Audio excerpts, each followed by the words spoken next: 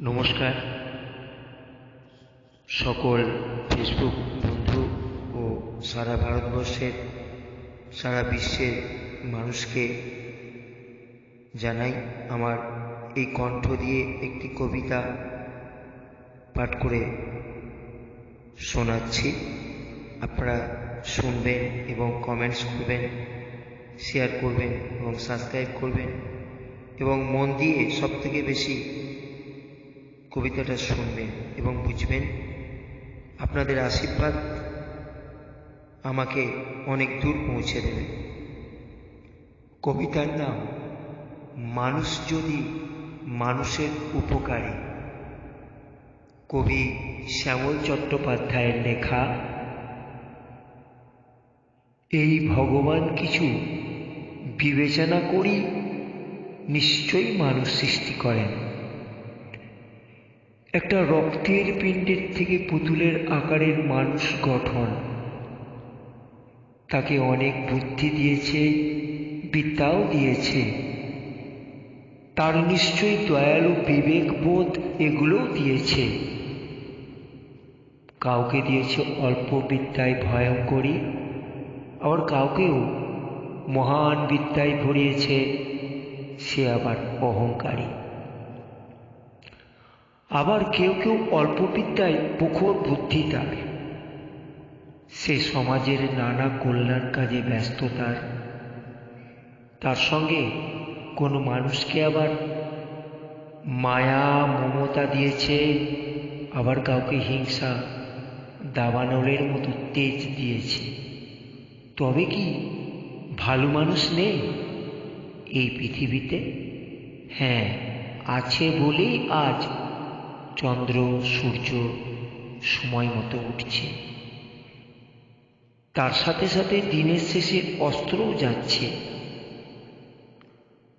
যেমন আজও নদীতে জোয়ার ভাটা খেলছে। সময় বদলাচ্ছে, সময় মতো দিন ও রাত বদলাচ্ছে, কিন্তু মানুষ বড় আজকাল স্বার্থপরতা হয়ে যাচ্ছে। তারা নানা ব্যস্ততায় অজুহাতে মানুষকে অছিলা দেখাচ্ছে। তাই তার নানা উদাহরণস্বরূপ কলম তার কালি দিয়ে বর্ণনা করছে। আজকাল কিছু মানুষ নানা অজুহাতে এড়িয়ে যাচ্ছে। হয়তো রাম শ্যামকে প্রয়োজন একটা ফোন কল করছে, শ্যাম নানাভাবে রামের ফোনটা কেটে দিচ্ছে। সারাদিন হয়তো তার সময়টাই নষ্ট করে দিচ্ছে এইভাবে। একটাই কারণ, হয় সে তার উপকার করতে অস্বীকার করছে। উপকারটা হলো যত সামান্য, হয়তো সেটা হতে পারে শ্যাম বুঝছে না আমার একটা ফোন রিসিভে তার জীবনকে বদলে দিতে পারে। ফোন কলটা ধরি না, দেখি তার কি উপকারে আসতে পারে। কারণ সে তুলবে না, আখের নিজেরটা পূরণ হয়ে গেছে। বাড়িয়ে দিলে উপকার হয় একটু সময় আর ঠিক ঠিক কথাগুলো শোনা। তা এমনটি কেউ করবে না, আমার ধারণা হয়ে গেছে সব বোঝা। যদি সব মানুষ একজনের উপকারে আসতো, তাহলে এই দেশে ও গ্রামে গঞ্জে মানুষ হাহাকার করে মরত না। দুটো পেটের ভাতের জন্য 200 টাকায় রোজেও খাটত না। রাস্তায় রাস্তায় পথে বাবা মাকে ভিক্ষে করতে হতো না। এইভাবে কি ঈশ্বরের চোখ আজও খুলবে না? কথায় আছে, যার করে আঁশ তারই করে সর্বনাশ। আরো জানা যায় যে করে উপকার তারই হয় বাঁশ। না, টাকা দিয়ে উপকার নয়, কর্ম দিয়ে সাহায্য করো। তার বিপদে পাশে থেকে তাকে সাহায্য করো। জীবনে তাদের পাশে দাঁড়াও যে তোমাকে আশীর্বাদে ভরিয়ে তোলো।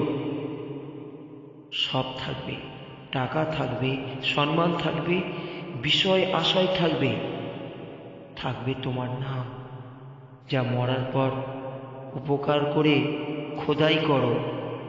তুমি দেখতে আসবে না, তোমার পাশে চারিদিকে জয়ের ধ্বনি থাকবে।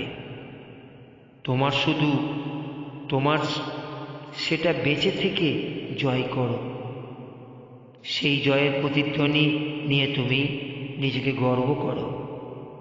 ভুল হলে ক্ষমা করবেন। লেখা 17/1/2025।